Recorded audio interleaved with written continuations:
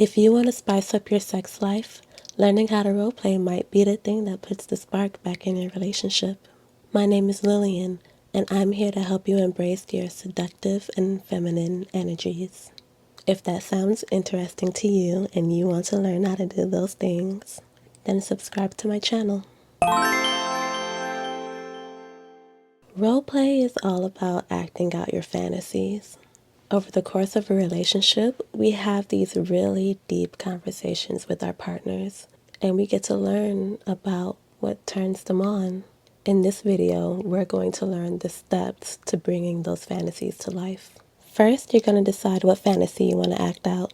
There are really popular ones like patient nurse or professor student, or pretending that you're two strangers meeting for the first time at a bar. Those are very easy to emulate because we've all had those experiences in our lives.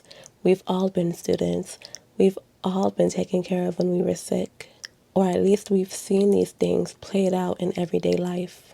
Doing something so familiar means that if you forget every other tip in this video, you'll be able to fall back on experience. When you do those common roles, you're not starting from nothing, you are starting from experience. Now, once you figured out what scenario you want to act out, next you're going to figure out what role you want to play in that dynamic. You can ask yourself two things. Are you going to be submissive or dominant? And are you a good girl or are you a bad girl?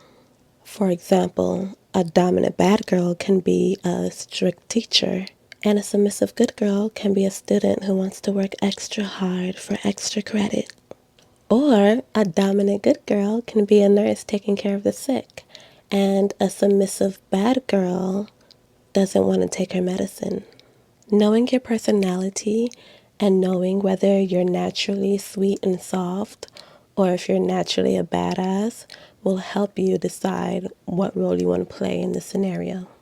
This way, you're likely to feel more comfortable in the role you're playing. Tip number 3, rewards and punishments.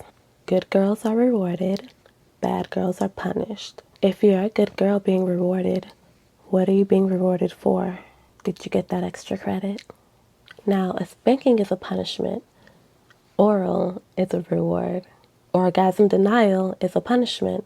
Forced orgasm is a reward. Do with that what you will. Tip number 4, have a script. Know what you want to say before you walk into the room. The main thing that people struggle with in these scenarios is coming up with witty banter to say on the spot. You don't need an entire page of dialogue.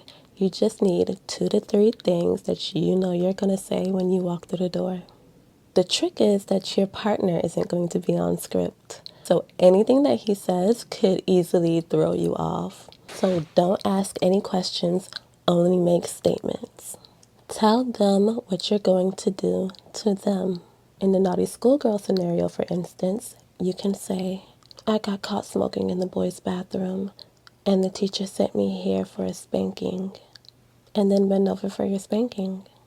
Tip number 5, watch adult films.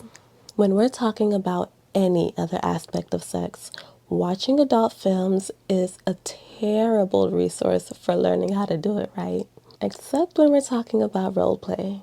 When it comes to role play, X-rated movies are going to give you both the inspiration and the script for what you want to say. Most porn stars aren't great actors, and the script is trash. But somehow, everybody manages to get fucked. Seeing somebody do it in such a corny, silly way should take all the pressure off of your performance. Tip number 6, set the mood. Honestly, if all you wanted to do to set the scene was dress up as the character you're playing, that would be just fine.